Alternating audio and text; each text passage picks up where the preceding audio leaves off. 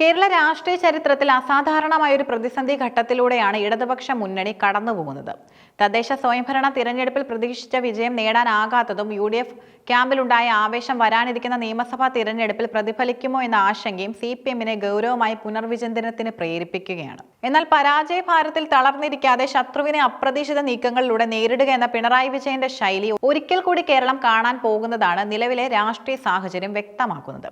കഴിഞ്ഞ മന്ത്രിസഭാ യോഗത്തിൽ മുഖ്യമന്ത്രി പിണറായി വിജയൻ നൽകിയ കർശന നിർദ്ദേശങ്ങൾ ഒന്നേയുള്ളൂ: ഇനി സമയം കളയാനില്ല, നമ്മൾ ഇലക്ഷൻ മോഡിലേക്ക് മാറുകയാണ്. സാധാരണഗതിയിൽ തിരഞ്ഞെടുപ്പിന് 6 മാസം മുൻപ് തുടങ്ങാറുള്ള ഒരുക്കങ്ങൾ ഇത്തവണ 1 വർഷം മുൻപേ ആരംഭിക്കാൻ അദ്ദേഹം നിർദ്ദേശിച്ചു.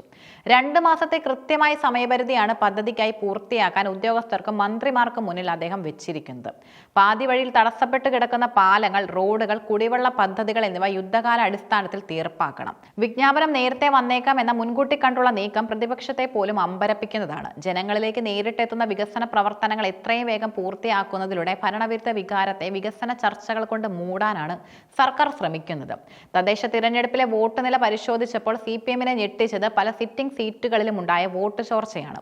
പ്രത്യേകിച്ചും വരാനിരിക്കുന്ന നിയമസഭാ തിരഞ്ഞെടുപ്പിൽ പരാജയപ്പെട്ടാൽ സാധ്യതയുള്ള 41 LDF MLA-മാരെ മുഖ്യമന്ത്രി നേരിട്ട് ചർച്ചകൾക്ക് വിളിച്ചത് പാർട്ടിക്കുള്ളിൽ വലിയ അലയൊലികൾ സൃഷ്ടിച്ചു.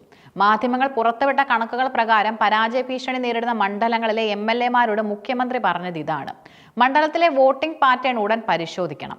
ജനങ്ങളുമായുള്ള ബന്ധം മെച്ചപ്പെടുത്തിയില്ലെങ്കിൽ അടുത്ത തവണ സ്ഥാനാർത്ഥിത്വം ഉണ്ടാകില്ല. ജയിക്കുമെന്ന് ഉറപ്പില്ലാത്ത ഒരാൾക്കും സീറ്റ് നൽകേണ്ടതില്ല എന്ന ഉറച്ച തീരുമാനത്തിലാണ് മുഖ്യമന്ത്രി. ഇത് MLA-മാരെ തങ്ങളുടെ മണ്ഡലങ്ങളിൽ കൂടുതൽ സജീവമാക്കാൻ പ്രേരിപ്പിക്കുമെന്നതിലും സംശയമില്ല. നില മെച്ചപ്പെടുത്താത്ത പക്ഷം വലിയ തോതിലുള്ള സ്ഥാനാർത്ഥി മാറ്റത്തിന് 2026-ൽ കേരളം സാക്ഷ്യം വഹിച്ചേക്കും. സർക്കാരിന്റെ സുഗമമായ പ്രവർത്തനത്തിന് തടസ്സം നിൽക്കുന്ന ഉദ്യോഗസ്ഥർക്കെതിരെ ഇത്തവണ മുഖ്യമന്ത്രി വിട്ടുവീഴ്ചയില്ലാത്ത സമീപനമാണ് സ്വീകരിക്കുന്നത്. മന്ത്രിസഭാ യോഗത്തിൽ ഉദ്യോഗസ്ഥരുടെ അച്ചടക്കമില്ലായ്മ വലിയ ചർച്ചയായി. സാധാരണയായി രാഷ്ട്രീയ നേതൃത്വത്തോട് ചേർന്ന് നിൽക്കുന്ന ഉദ്യോഗസ്ഥർ പലരും സർക്കാരിനെ പ്രതിരോധത്തിലാക്കുന്ന രീതിയിൽ പെരുമാറുന്നത് ഭരണത്തെ ബാധിക്കുന്നുണ്ടെന്നും മന്ത്രിമാർ കുറ്റപ്പെടുത്തി. ചീഫ് സെക്രട്ടറിക്കെതിരെ സോഷ്യൽ മീഡിയയിലൂടെ പോർവിളിച്ച N പ്രശാന്തിന്റെ നടപടി സർക്കാരിന് വലിയ തലവേദനയുണ്ടാക്കി. ഇത്തരം പരസ്യമായ വെല്ലുവിളികൾ ഭരണ സംവിധാനത്തിന്റെ വിശ്വസ്തത തകർക്കുമെന്നാണ് സർക്കാരിന്റെ വിലയിരുത്തൽ.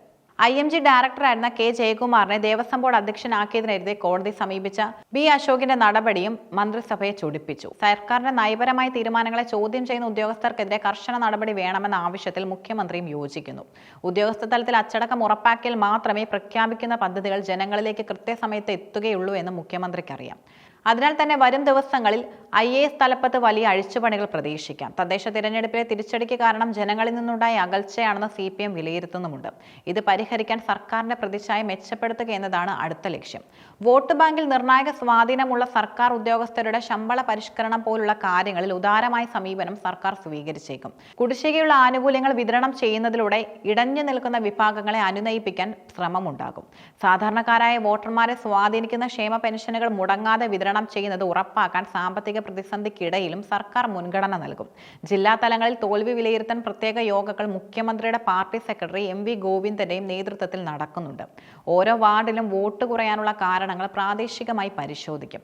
ന്യൂനപക്ഷ വോട്ടുകളിലെ മാറ്റവും ഈഴവ ദളിത് വോട്ടുകളിൽ BJP നടത്തുന്ന കടന്നുകയറ്റവും ഗൗരവത്തോടെയാണ് LDF കാണുന്നത്.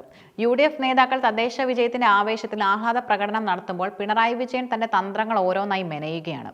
പരാജയപ്പെട്ട ഇടങ്ങളിൽ വികസന സെമിനാറുകളും കുടുംബയോഗങ്ങളും സംഘടിപ്പിച്ച് ജനങ്ങളിലേക്ക് നേരിട്ടിറങ്ങാൻ MLA-മാർക്ക് നിർദ്ദേശം നൽകി. പിണറായി വിജയനെ സംബന്ധിച്ചിടത്തോളം 2026-ലെ നിയമസഭാ തിരഞ്ഞെടുപ്പ് വെറുമൊരു തിരഞ്ഞെടുപ്പല്ല, മറിച്ച് തന്റെ രാഷ്ട്രീയ നിലനിൽപ്പിന്റെയും ഇടതുപക്ഷത്തിന്റെ തുടർച്ചയുടെയും പോരാട്ടമാണ്. അതിനാൽ തന്നെ അസാധാരണമായ നീക്കങ്ങളാണ് അദ്ദേഹം നടത്തുന്നത്. പദ്ധതികളുടെ വേഗത വർദ്ധിപ്പിക്കുക, ജയസാധ്യതയില്ലാത്ത MLA-മാരെ മാറ്റുക, ഉദ്യോഗസ്ഥരെ നിലയ്ക്ക് നിർത്തുക എന്നീ ത്രിമുഖ തന്ത്രങ്ങളിലൂടെ ഭരണ തുടർച്ച എന്ന ലക്ഷ്യത്തിലേക്കാണ് അദ്ദേഹം നീങ്ങുന്നത്. തദ്ദേശ തിരഞ്ഞെടുപ്പിലെ തിരിച്ചടിയിൽ നിന്ന് പാഠം ഉൾക്കൊണ്ട് കൂടുതൽ കരുത്തോടെ തിരിച്ചു വരാനുള്ള LDF-ന്റെ ശ്രമം ഫലം കാണുമോ എന്ന് വരും മാസങ്ങളിലെ ഭരണപരമായ മാറ്റങ്ങൾ തെളിയിക്കും. എന്തായാലും കേരളം ഇപ്പോൾ ഒരു രാഷ്ട്രീയ മാറ്റത്തിന് സാക്ഷ്യം വഹിക്കുകയാണ്. അവിടെ മുഖ്യമന്ത്രി പിണറായി വിജയൻ തന്നെയാകും വീണ്ടും ചർച്ചാ കേന്ദ്രം.